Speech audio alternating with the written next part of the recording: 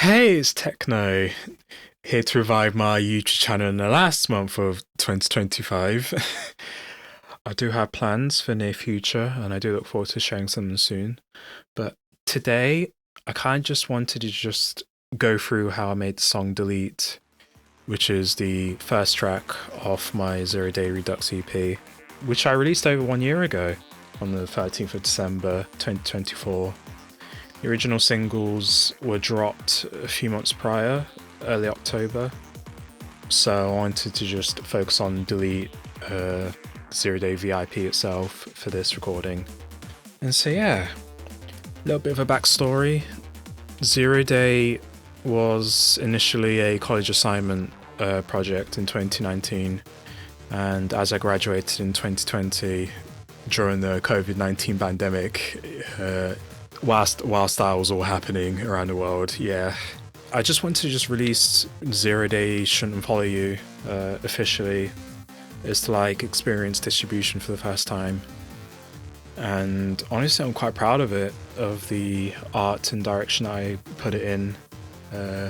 Also, some very interesting facts I discovered the other day. Shouldn't was originally going to be called Surface by the project files that I found, which is honestly quite surprising.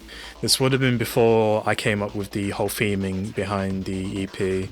And also, believe it or not, even though Follow You is featured after Shouldn't, it was actually produced before it, judging by the naming of the folders, track 2 and track 3. So Follow You was actually made before Shouldn't, which is quite surprising, honestly. So yeah, right, let's go through the project. Let's bring the playlist and zoom out a little bit so you can see everything. And here is the entirety of Delete, right here. Looking back at this, honestly, I'm quite surprised with how many tracks I used for this and how compact everything looks. I did spend like an hour coloring everything and naming everything because initially the project was just a grayscale, no name, no color file, and it was horrible to look at. I got a screenshot of it. It's horrendous. Please color your projects. It makes it look a lot nicer and gives it some personality, so it's not ugly to look at for the future. The only thing I've modified with this project is I've added a instance of Pro L2 on the master, just doing some transparent limiting so you can actually hear the mix, because this is the mix down the project that happens before the master.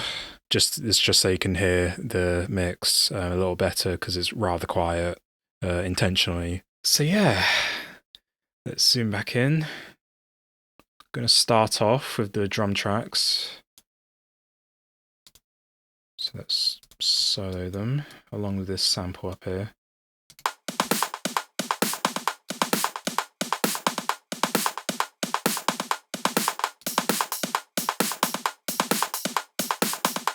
So this is what you hear at the start of the song. Personally, I like to use pattern clips instead of manually painting in the drum samples because honestly, I just find it easier to modify and duplicate over the course of the track. And it also gives me the opportunity to splice up the drum hits for some drum fills and variation throughout the song.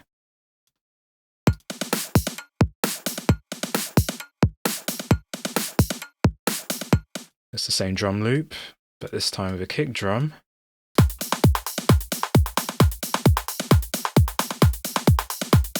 Then a heavier kick drum for the build-up. And what I find interesting is with this section right here, is the fact that I used a dubstep snare right as the build-up finishes, because I just like the sound of that transient punching through the mix there, leading up to the drop.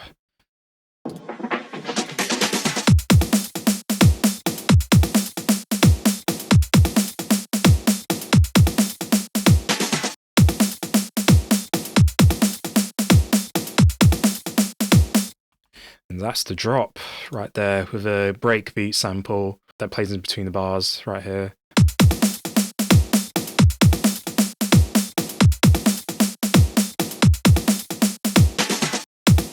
Breakbeat is quite fun to produce, honestly. I'm normally more confident with producing progressive house, but it was really fun to come up with this idea. I should produce more breakbeat in the future.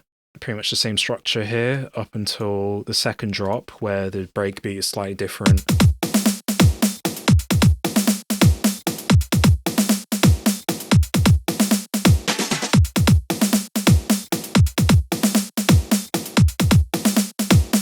Then it returns to the first variation of the drop, just before the outro hits. Right, moving on to the synths and leads themselves. As you can see here, some of these tracks are labeled 0 Day, and these are the synths I used in the original song itself.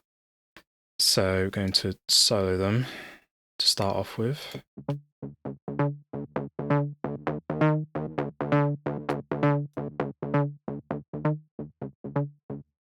So that's the original bass line with similar automation that I used.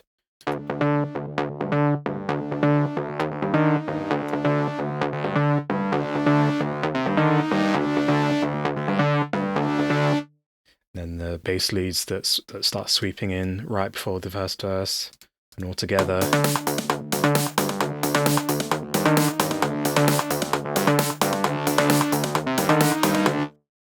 And all together you get that.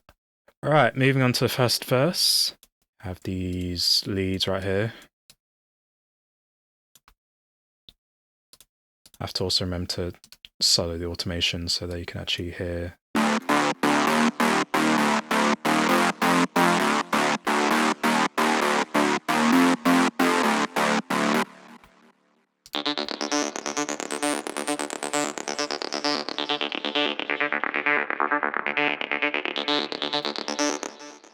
And that's the lead and the ARP that you can hear in the first verse.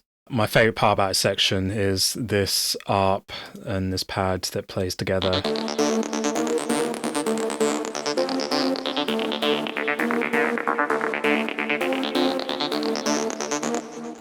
That pad in the background giving the verse a lot of ambience right there.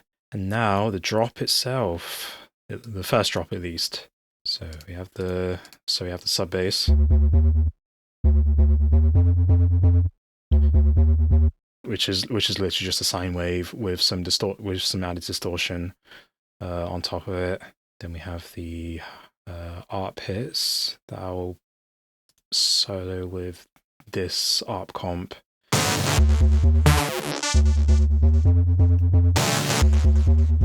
Which is like a call and response between these ARPs right here. And then here is another plucky sort of ARP that happens right here. And then you have another pulsating ARP, which comes from the original 0 Day track.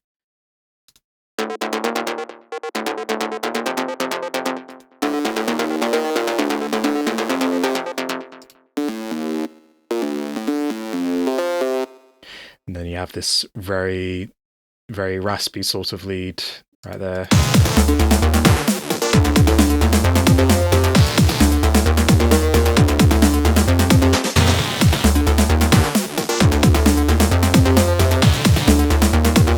When the key slightly changes during this drop, there are some different ARPs that are used in this section right here.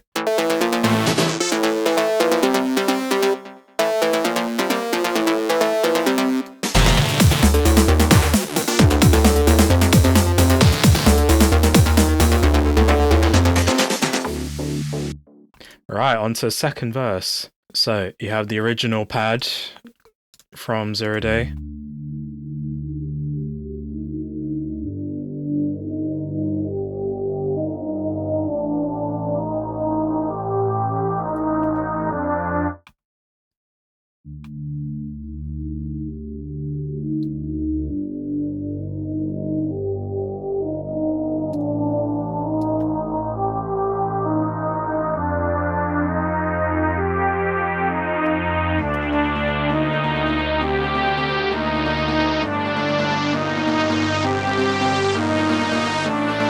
So that starts playing from the original and starts adding some great tension right there. You also have the same lead that plays from the first verse that also plays on top of it as well.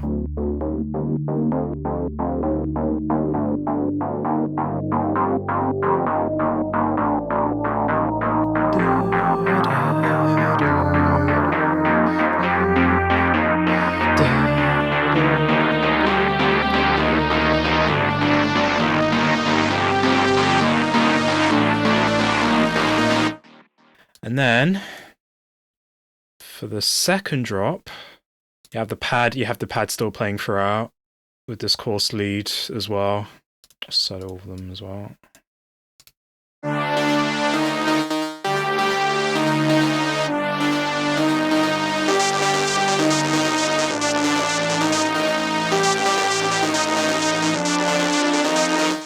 And then you have another raspy sort of ARP that plays.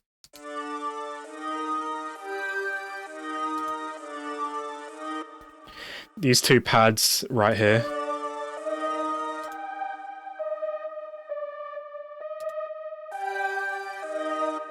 These two pads right here, you don't really hear them in the second drop, but they add just a tiny layer of ambience on top of the entire mix.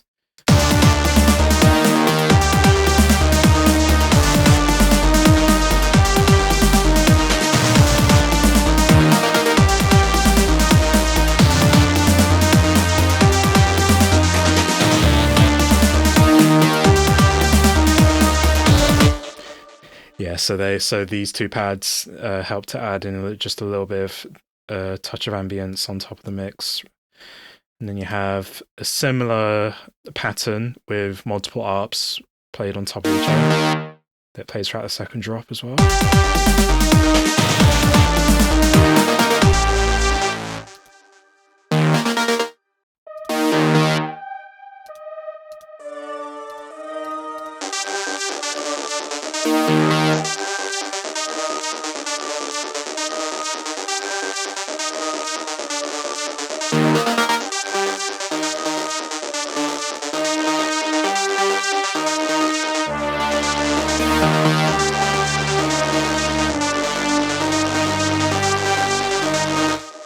And then with the final section of the second drop, it's pretty much the same structure, except the lead verse plays again, leading towards the outro. It's like a return to the beginning of the song.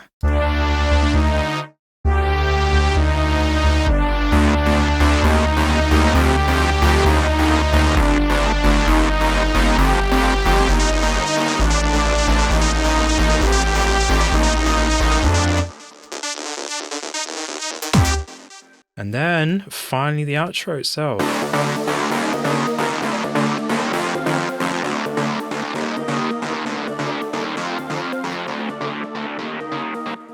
Got the original bass line from the start with the lead verse and the pad right there.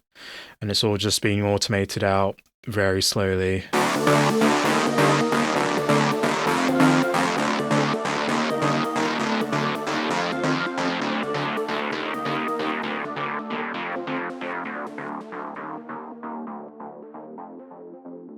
Now that I've gone through the project itself, here's just a quick scroll of the pattern list as a reference to the process of the song and the timeline of its composition.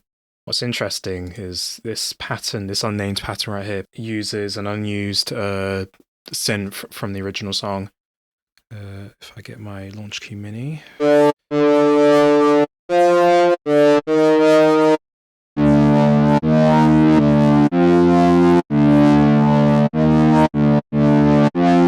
I decided to leave that in the project as just an unused asset, just to show that, you know, composing is a process, and sometimes you come up with ideas that don't really work and just don't really get used.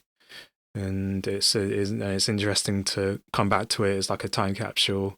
If you want me to do a breakdown of the project 0 Day, I'm happy to do that because I do own a license of Cubase Pro 12.